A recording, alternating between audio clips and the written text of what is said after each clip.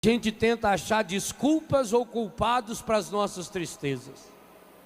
Ah, eu estou triste hoje porque alguém falou mal de mim. Padre, eu estava tão bem, eu acordei animado, eu tomei café, eu escovei o dente, eu estava cantando. Aí quando eu saí de casa, padre, parece que o demônio estava na minha rua.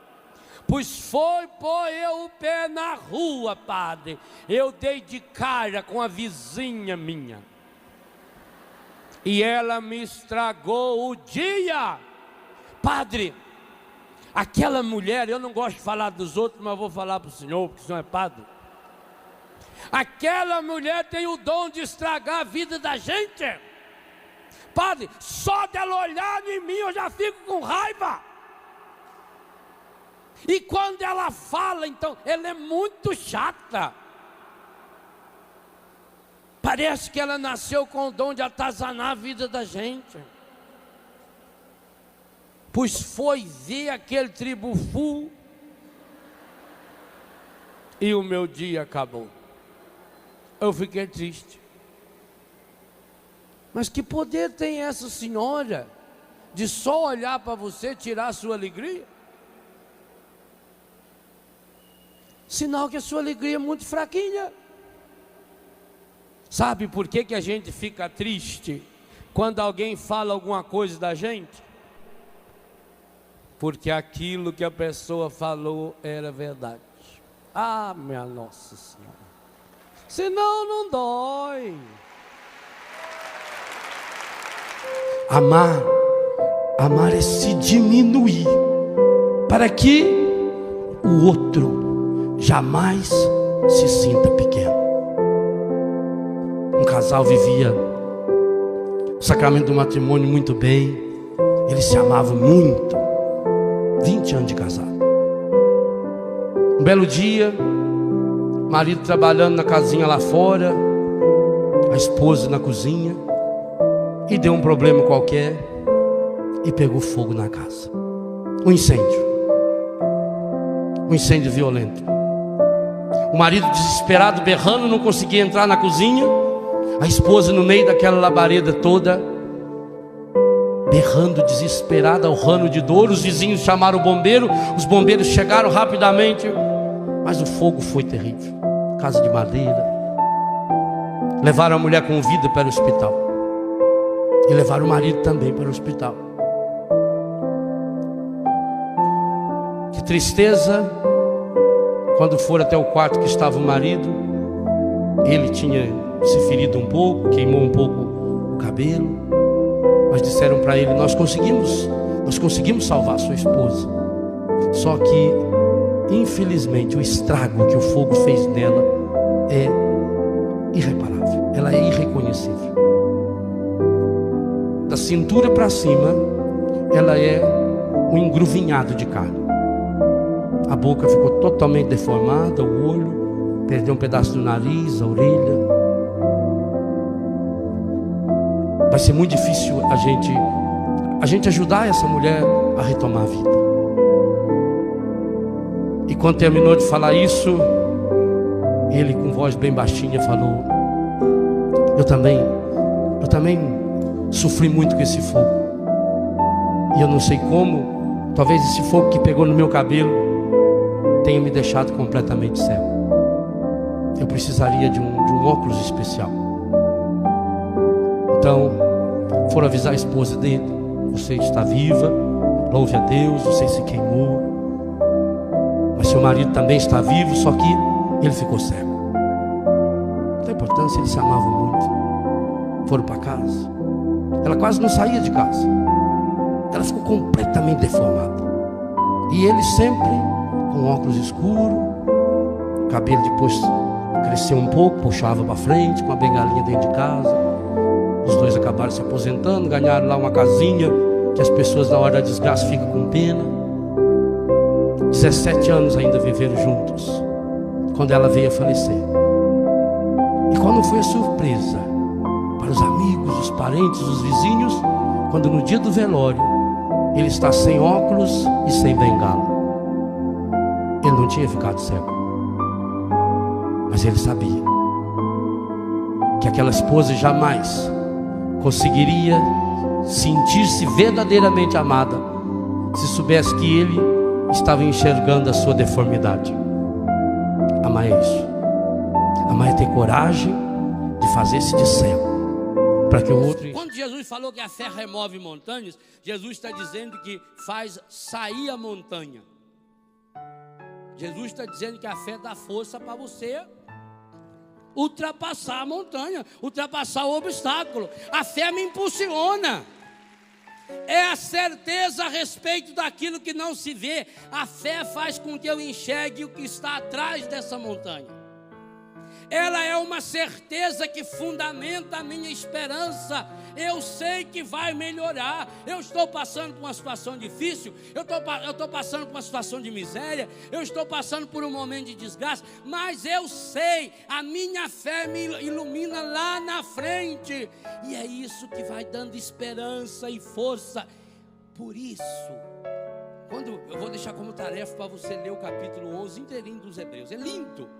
Reconta a história da salvação sob a ótica da fé.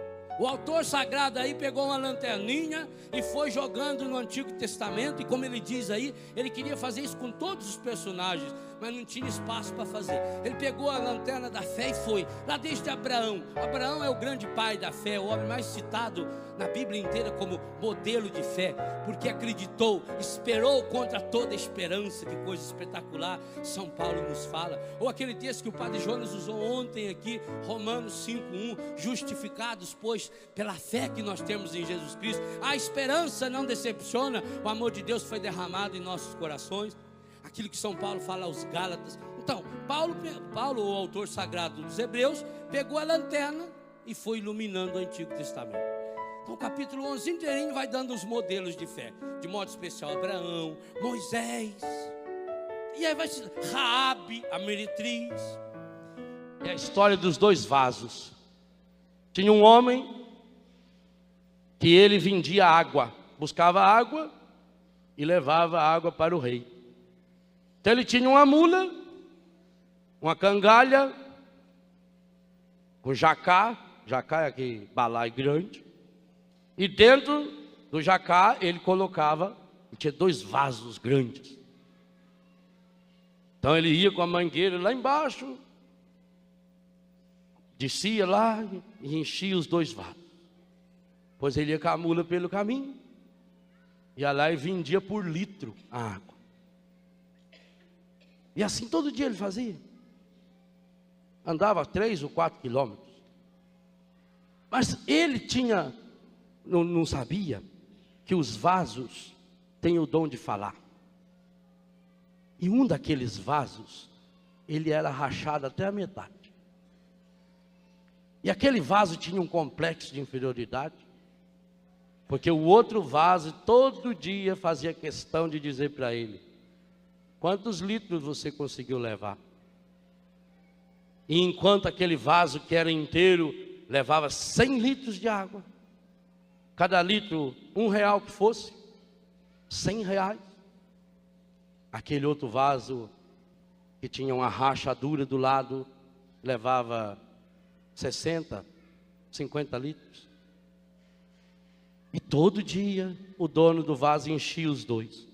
Os dois recebiam 100 litros. Um chegava lá com 100 litros. O outro tinha uma rachadura, chegava com 60, com 50. E a maior humilhação dele era essa. Aquele vaso foi ficando triste, e toda noite o vaso bonito. E hoje? Conseguiu segurar menos uns 60? Você já viu que você é um peso, rapaz? Você é rachado, vaso feio, vaso estragado. O patrão, o dono dos vasos, começou a perceber que o vaso estava triste, mas ele não sabia que o vaso falava.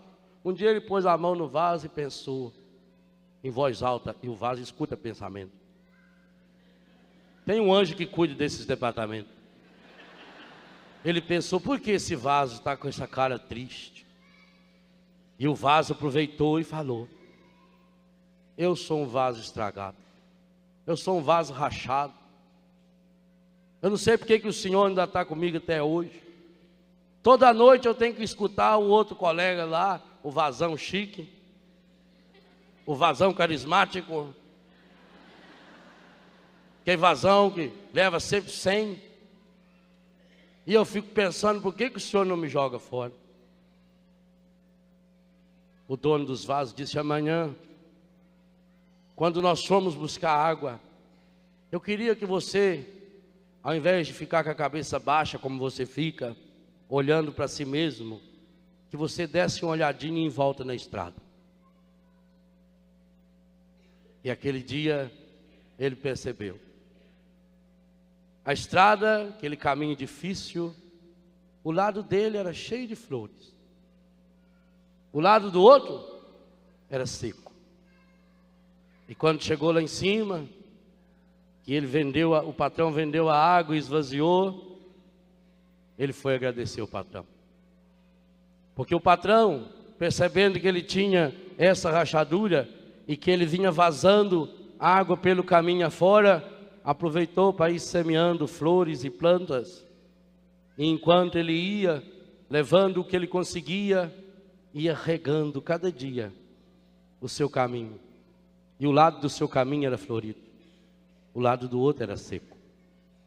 Meu irmão, Deus não quer que você chegue lá no céu como um vaso cheio. O cristão nasceu para regar com a água viva do Espírito Santo o caminho seu e dos outros. E esse é o verdadeiro sentido da nossa vida. Talvez você seja um vaso estragado, rachado, quebrado. Deixa essa fonte de água viva encher você, porque rachado, quebrado, estragado, você será um vaso cheio desse amor de Deus. E dentro de você vai brotar um rio de água viva que você vai deixando pelo caminho.